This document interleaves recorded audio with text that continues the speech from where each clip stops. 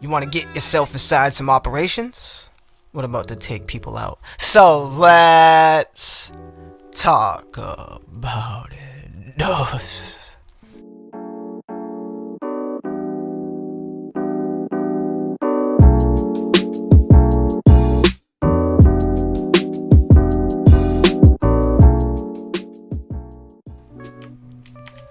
Operation Serpens is a fast action-paced game inspired by the nostalgic arcade shooters and action movies of the past to give you an adrenaline VR experience. Join the unit of elite soldiers and choose your preferred guns to take down the ranks of the evil snake organizations from the very top to the bottom down. Whether you prefer to tank with the riot shield, headshot the snakes with the sniper from a distance, or change guns in blazing justice while dual-wielding pistols, your justice will be served. Whether you prefer to operate as a solo operator or in a co-op team, just remember to dodge those bullets. There is a single-player campaign, a zombie survival mode, co-op maps up to 4 players, and each mission bringing something new or introducing frustrating mechanics with tons of guns, grenades, drones, shields, and even a Matrix-like bullet time element when using the flashbangs.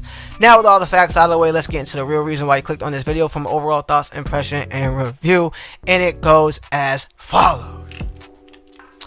Operation Serpens on one hand is fun, fast, and sporadic, and on the other it's a frustrating clusterfuck of McChicken shits crumbled in a whispered fought. This game really falls apart near its climax with numerous glitches, bugs, poor gameplay, level design, and overall clunkiness. The pistols and shotguns are the best guns in the game in my opinion, due to the weird ass fucking crazy weak kill that the rifles tend to use. It's just way too much, down to the point it's laughable. Dutify garbage, dumpster diarrhea, shiitake mushrooms. The grenades are fine, and the flashbangs introduce that cool Matrix-like mechanic that I talked about earlier that I did sometimes use in the levels. The difficulty isn't really strategic based because it just ramps up how fast the enemies will target and shoot you and how fast the bullets come towards you. The level design is very questionable, like being legit stuck inside an elevator and all I can do is barely move and shift to the left or barely move and shift to the right. But with that being said, I did have fun despite it being questionable. There's not many levels in this game, but they do introduce the zombie horde mode with the one map in.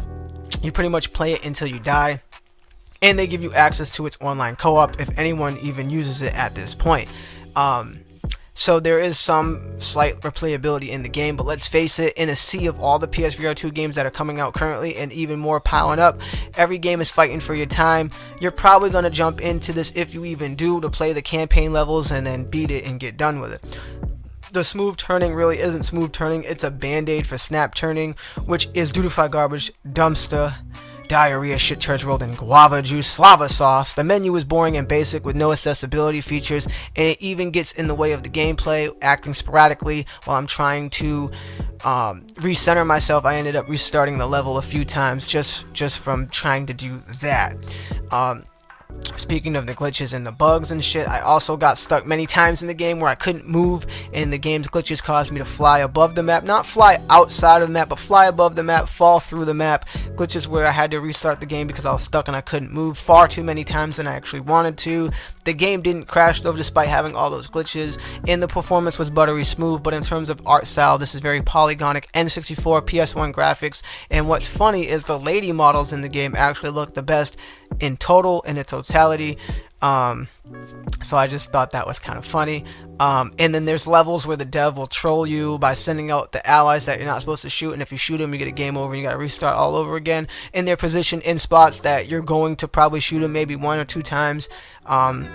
It's not necessarily a bad thing, I'm just informing you guys up front about it. However, the AI in that level for your allies is duster bunny, diarrhea, fucks, Dutify garbage, cabbage ass, trash bags. And I did end up liking and enjoying the mini shooting gallery that the game had, but I didn't really press too much into it, and I really don't know how to get more tickets to play it. So for me, that's just another mystery. And the last thing I'm going to say about this game is that the drone controls like shitty ass chips, but I did enjoy using the sniper rifle, as most VR games get using the sniper rifle wrong. This one ironically gets it right. And to touch on this, there's no manual reloading. I know that's a huge turnoff for some, but in this action-based game, there isn't any manual reloading, which broke my brain because many times I had to keep just pressing a button to reload instead of actually reloading the gun manually in VR, which is what a lot of games have, and I tend to be used to that. So I want to briefly touch on that. I almost forgot to mention that, so that's there in case you guys need to know. And overall, in the totality of circumstances, I played many games that came out of this publisher, Kiwi. I'm just going to refer to it as Kiwi. There's a beginning name, but I don't want to butcher it trying to pronounce it.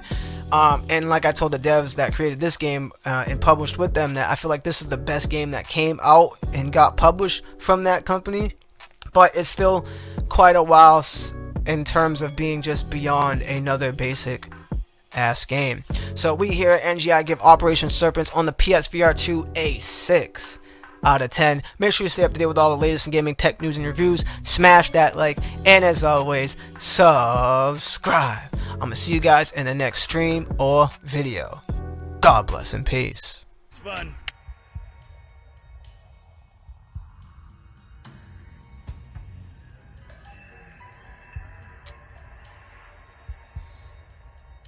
Incoming wave! Down. Headshot.